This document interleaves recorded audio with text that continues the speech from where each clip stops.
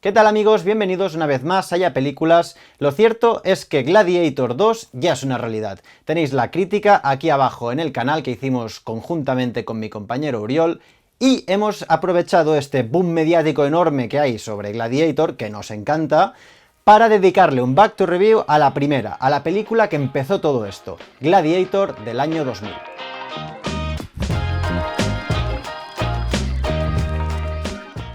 En motivo del estreno de la segunda película, repusieron en un cine de Barcelona que se llama Fenómena la primera película. Y, pues como no me lo podía perder, puesto que yo cuando se estrenó la película acababa de nacer, soy del mismo año que se estrenó Gladiator, y pude disfrutar de una de mis películas favoritas en cine. Y ya os digo que fue una de mis mejores experiencias como cinéfilo. Gladiator, como todos sabéis, dirigida por Ridley Scott, quien en aquel momento estaba pasando un momento algo complicado con algunos estrenos irregulares y algún que otro gran fracaso en taquilla. Algunos ejemplos son 1942, La conquista del paraíso, estrenada en 1992, película con Gerard Depardieu que no terminó de ser bien recibida por la crítica ni tampoco por el público, y lo mismo pasó con Tormenta Blanca del 96, que fue un verdadero fracaso en taquilla.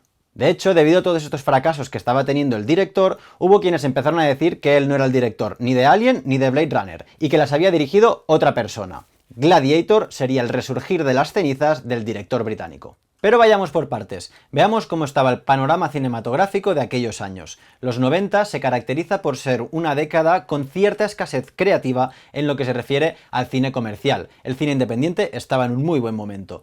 Aún así, sí que hubieron joyas de cine comercial con ideas muy originales, como pudieron ser Pulp Fiction de Tarantino en el 94 o Seven de David Fincher en el 95. Gladiator sería un chute de frescura brutal para el cine comercial norteamericano, puesto que devolvería a Hollywood un género que llevaba casi 40 años extinto. Hablo, claro, de las películas de romanos, aka peplum, aka películas de espada y sandalias, aka. Fue algo parecido a lo que había sucedido en 1990, cuando Kevin Costner devolvió a Hollywood el western, un género que llevaba casi 10 años extinto después del fracaso de La Puerta del Cielo de Michael Cimino, que se cargó la United Artists. De hecho, hay una rima bastante chula entre Gladiator y Bailando con Lobos. Mirad.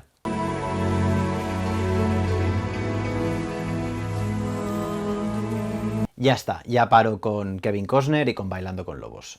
Mel Gibson había tocado el cielo con su grandísima Braveheart en el 95, ganadora de 5 Oscars, incluyendo película y director. Al público le habían flipado esas batallas mega épicas y con un montón de sangre.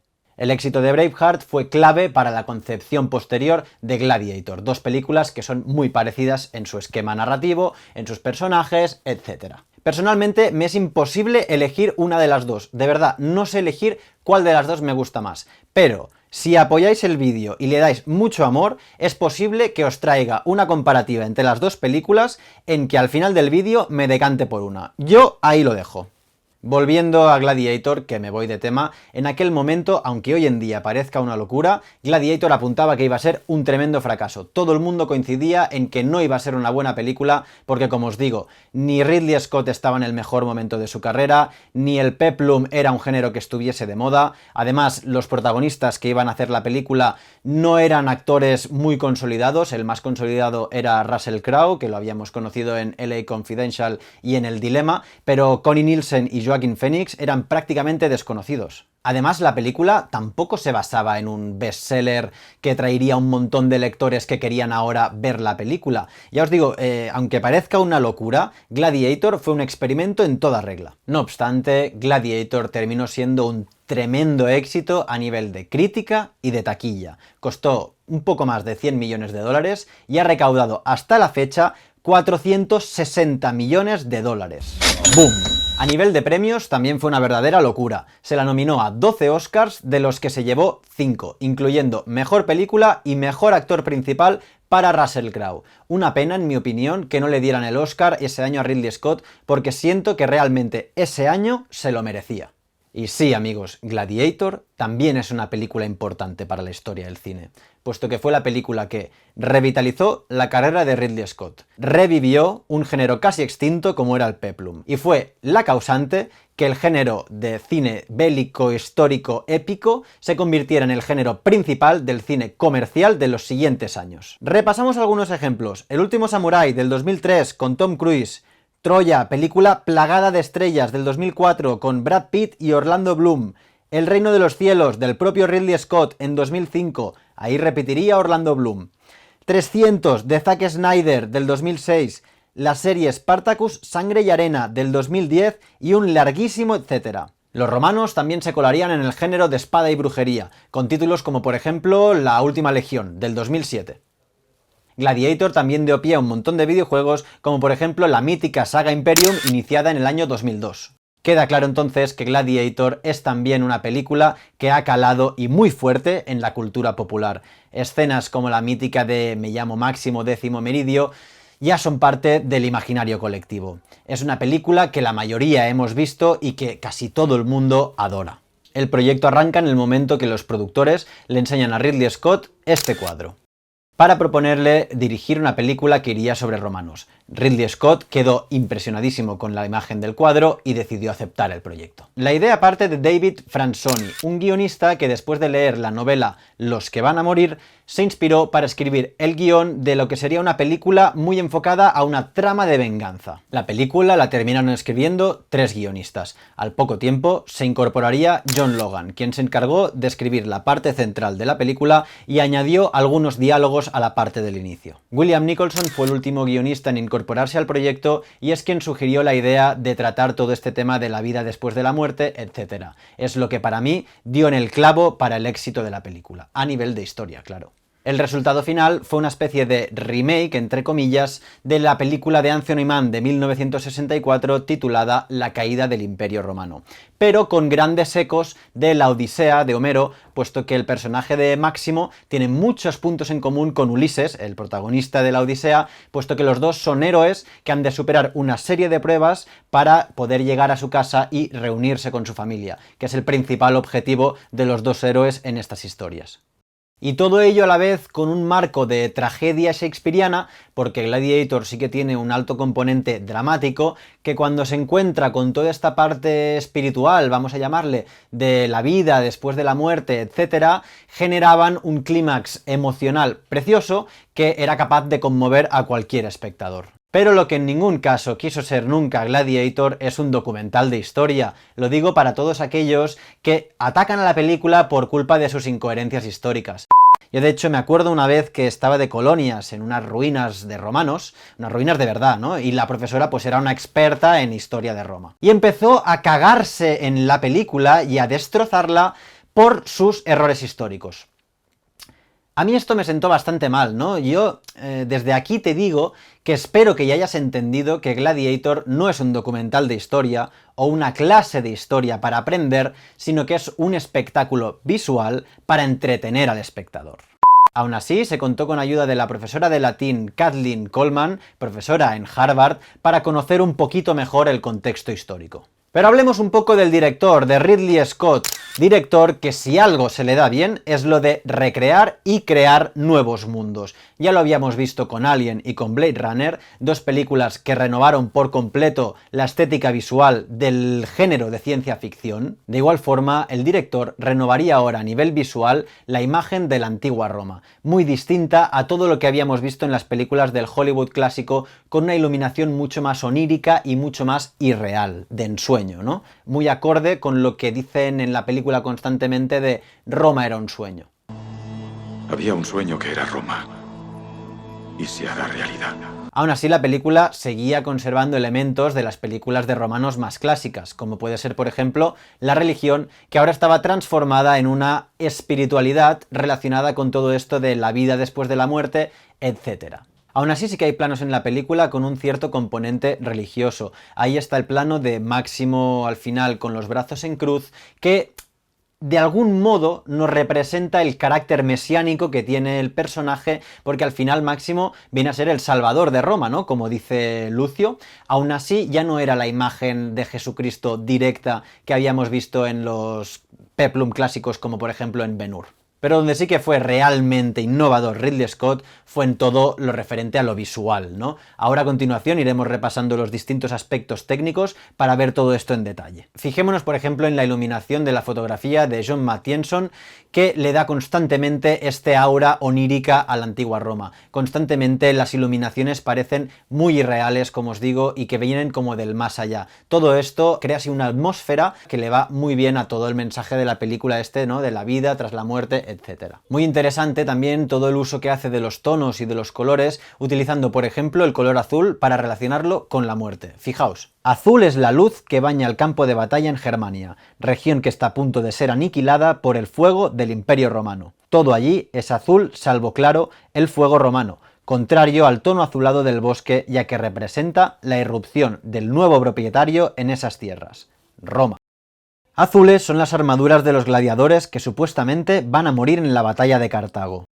Azul son los ropajes de Cómodo, Marco Aurelio y Máximo durante su etapa de gladiador. Los tres personajes también terminan muriendo. Y azul es la luz que baña el plano de la casa de Máximo cuando éste recuerda su hogar al ser mandado ejecutar, puesto que su familia va a ser asesinada muy pronto. Según Ridley Scott, hacer una película es lo mismo que irse a una galería de arte y elegir un cuadro. A él le interesa muchísimo toda la pintura figurativa desde el siglo XV hasta ahora. Prueba de ello es cómo ilumina el rostro de Joaquín Phoenix, quien por momentos parece un espectro al que apenas podemos ver los ojos, logrando a través de la imagen mostrarnos un emperador verdaderamente podrido y malvado.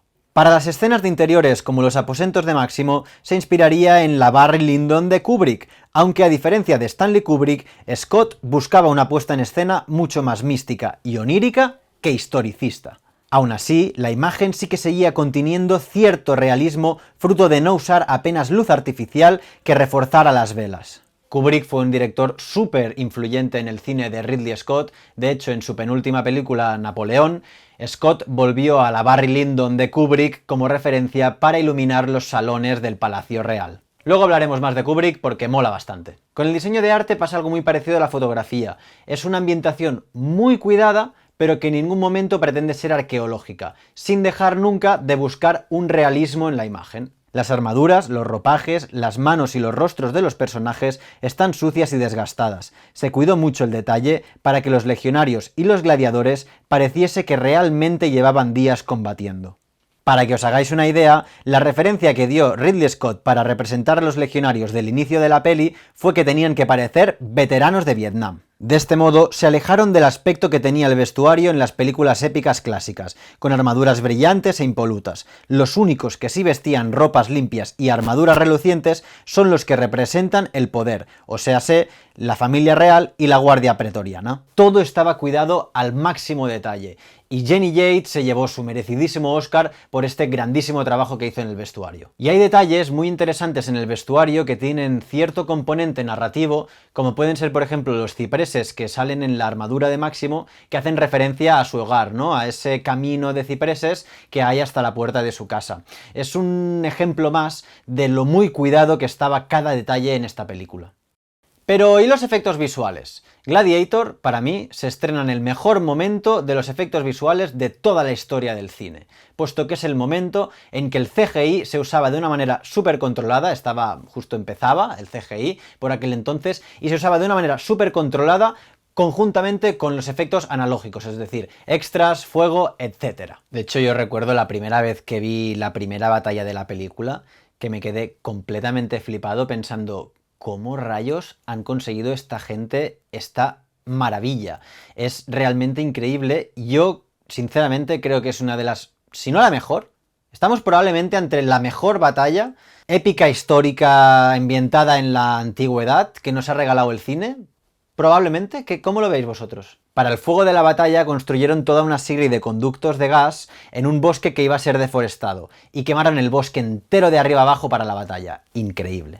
También se usaron 1000 extras, que ojo, no son tantos, 1000 extras, y se construyeron toda una serie de catapultas y escorpiones reales cargados con proyectiles de fuego reales que eran peligrosísimos, y luego todo ello, para engrandecer la escala, se duplicó mediante CGI y observad el resultado final porque es realmente impresionante.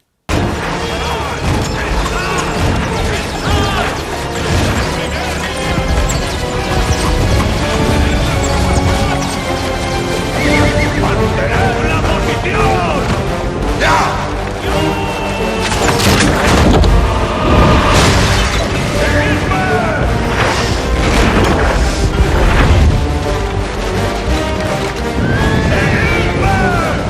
Increíble, realmente me parece tremendo. Seguimos con el sonido. Ridley Scott también es un director que cuida mucho el apartado sonoro en sus películas, y sin ir más lejos, en la primera batalla, cada vez que en el cine se rompía uno de esos jarros de fuego, era una pasada, realmente se te ponía la piel de gallina, era increíble, de verdad. Y es impresionante cómo en esta secuencia juega también con música y sonido, a la vez con elementos que llegan a producir mic mousing. El mic mousing es una técnica que sincroniza perfectamente la música con el sonido que producen las imágenes que vemos en pantalla, reforzando así la potencia de estas. Fijaos en este momento cómo se acopla el sonido de las flechas de la descarga de los bárbaros con el vals épico compuesto por Hans Zimmer.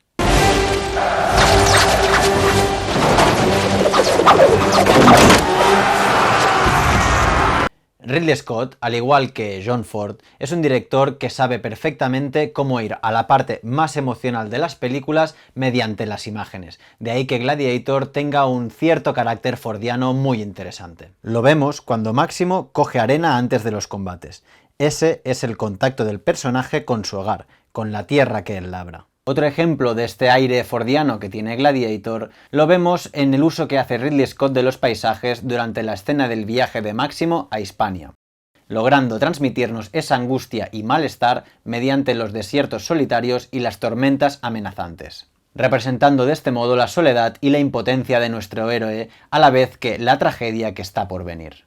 Otro ejemplo que me parece precioso de esto es cómo abre y cómo cierra Ridley Scott la película, del mismo modo abriendo con el plano de la mano de Máximo acariciando el trigo y cerrando con las manos de Juba enterrando las figuritas en el Coliseo.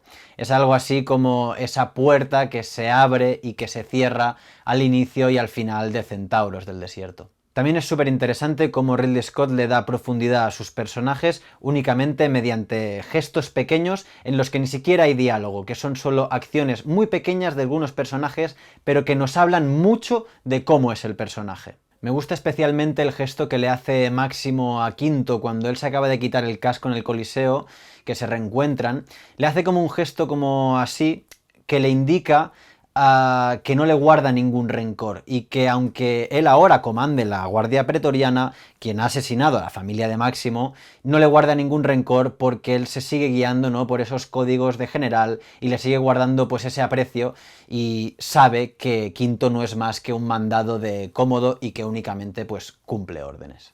Ridley Scott también es un grandísimo director de secuencias de acción, ahí con sus 5 cámaras a la vez que utilizó para la primera batalla, un poco a lo estilo Sam Peckinpah, ¿no?, que grababa con varias cámaras a la vez sus tiroteos, y que, ojo, no le tiembla el pulso a la hora de ponerse gore. Recordemos que vemos a un tío partirse por la mitad en medio del Coliseo.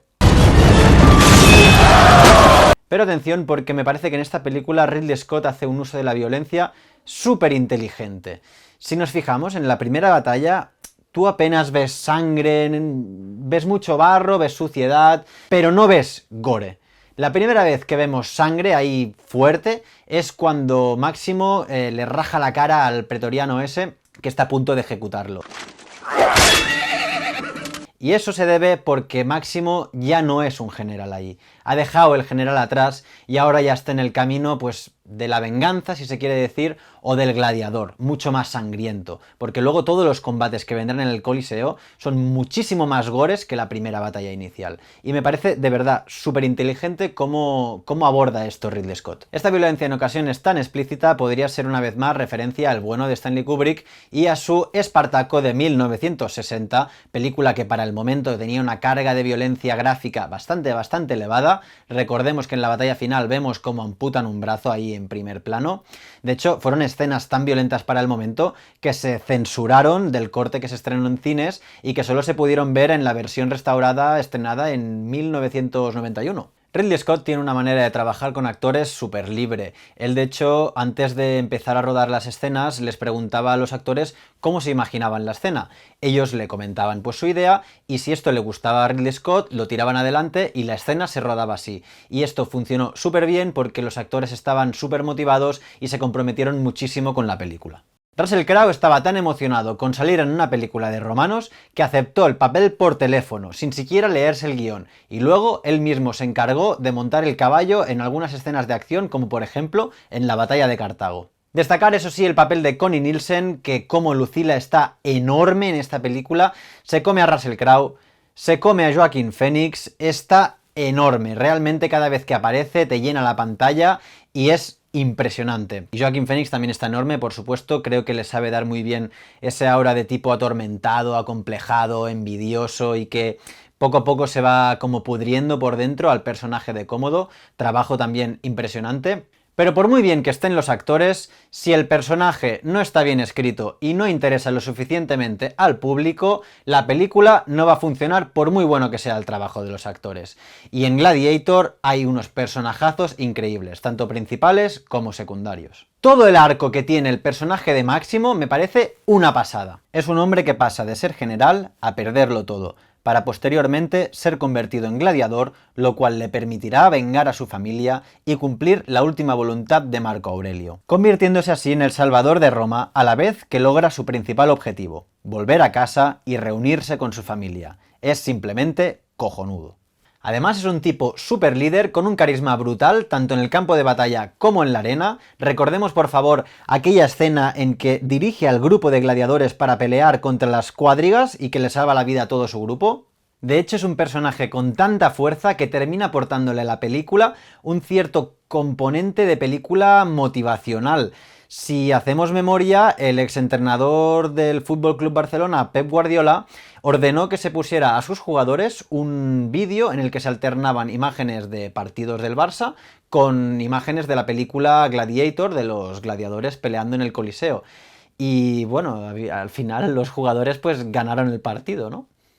El personaje de Cómodo, en cambio, es un personaje mucho más arquetípico del típico emperador romano que está pirado de la cabeza, como pudieron serlo, pues por ejemplo, Peter Ustinov, quien interpretó a Nerón en Quo Vadis, o Malcolm McDowell cuando hizo de Calígula.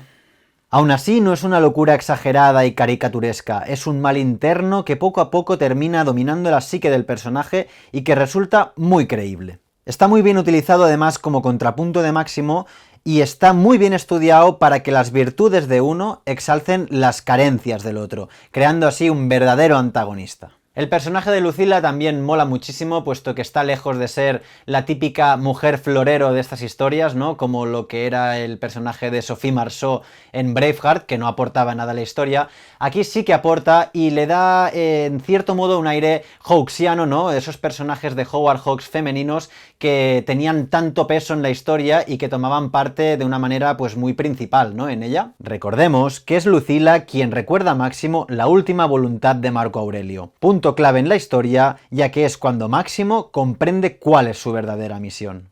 Y la historia de amor entre Máximo y Lucilla, aunque no aporta mucho a nivel de trama, sí que es un elemento que se puso ahí probablemente para ganar más público y más audiencia, porque hace que la película pues tenga un componente un poquito más comercial, pero oye, tampoco me parece mal, puesto que no siento que entorpezca para nada a la trama principal. Pero hablemos de los personajes secundarios, puesto que son muy importantes en esta película.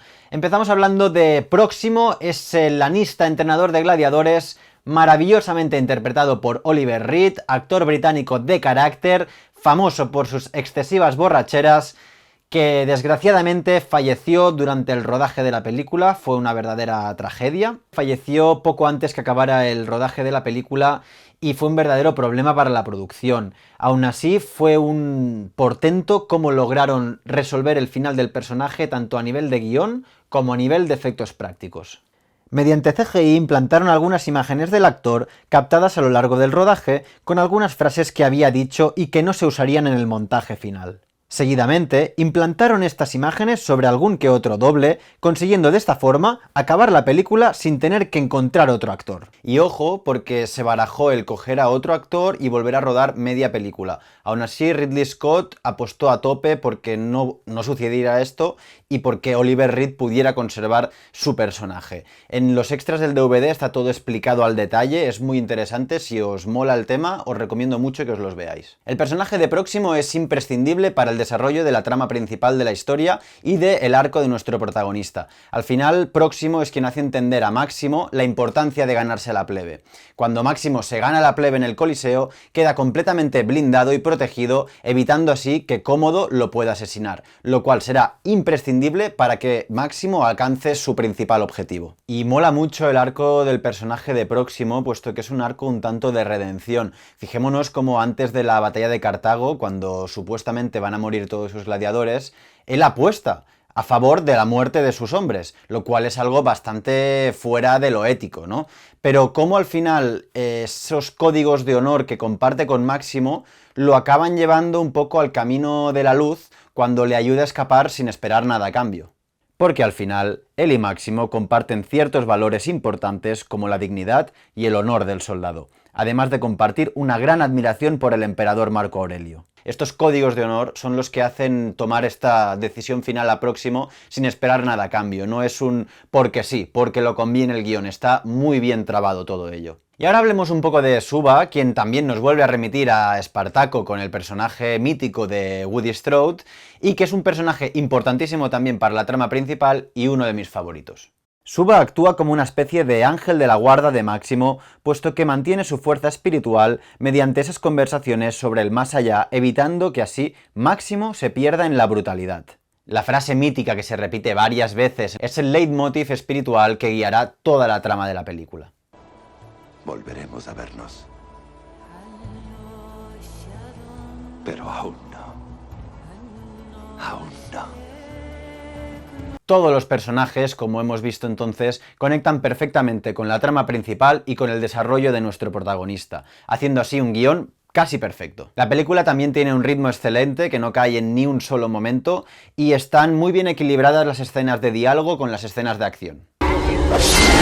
Aunque Gladiator, en mi opinión, sí que tiene un pequeño problema en cuanto al orden de sus secuencias de acción, sobre todo de las dos últimas, de las dos batallas en el Coliseo, porque si nos fijamos, la batalla de los carros, en mi opinión, es bastante más espectacular que la de los tigres. Entonces, yo hubiese puesto primero la de los tigres y después la de los carros, puesto que te ordena la acción de una manera más progresiva, ascendente, y es un poco más climático para la película. La batalla de los tigres era el capricho de Ridley Scott. Ridley Scott tenía claro que sí o sí quería un animal selvático en el Coliseo luchando con Máximo. De hecho, él quería meter un rinoceronte, que lo ha acabado metiendo en esta segunda parte.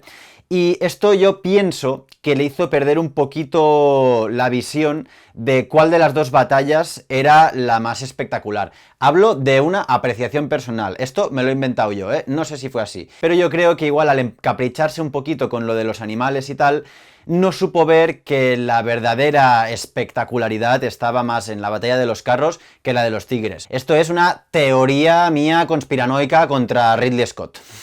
Aún así, esto tampoco resiente mucho el resultado final, puesto que todo lo que era épica visual al inicio, ¿no?, y espectacularidad, se acaba transformando en una épica mucho más emocional que visual. Lo vemos con ese final tan increíble, ¿no?, como es cuando Máximo pues se enfrenta a Cómodo y cómo luego se acaba reuniendo con su familia. Eso es espectacular y conmociona a cualquier espectador. Especial mención en este punto, porque es clave, la música de Hans Zimmer con el Now We Are Free, es impresionante. Y ya os digo que sin ser espectacular en comparación a todo lo que hemos visto en los dos primeros actos de la película, me parece uno de los mejores finales de toda la historia del cine, así directamente, así de claro os lo digo, puesto que me parece perfecto cómo está todo atado al final y lo bien que encaja todo, y es que a cualquier espectador se le acaba saliendo una lagrimilla con ese final porque es realmente maravilloso. Y ojo, porque era muy arriesgado tomar esta decisión de pasar de una épica puramente visual, ¿no?, de batallas y de espectacularidad, a una épica emotiva, porque la adrenalina, quieras o no, baja. Aún así, creo que funcionó muy bien. Ya os digo que para mí esta es la mejor película de toda la carrera de Ridley Scott, también es mi favorita, todo se ha dicho.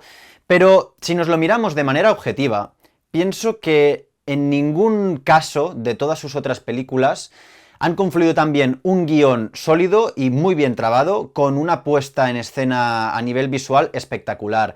Sí que es verdad que Alien o Blade Runner tenían un potencial visual increíble, incluso tal vez superior a Gladiator, pero no tenían un guión tan bien trabajado, tan profundo, tan redondo. Y yo pienso que confluyan de esta manera guión y apartado técnico y visual es clave para que la película sea una verdadera obra maestra. Entonces, por ese motivo, para mí es la mejor película de toda la filmografía del director. Y hasta aquí el Back to Review de Gladiator. Si os ha gustado el vídeo, apoyarle, darle amor porque nos motiváis mucho a seguir creando contenido y nos vemos en el siguiente. Adiós.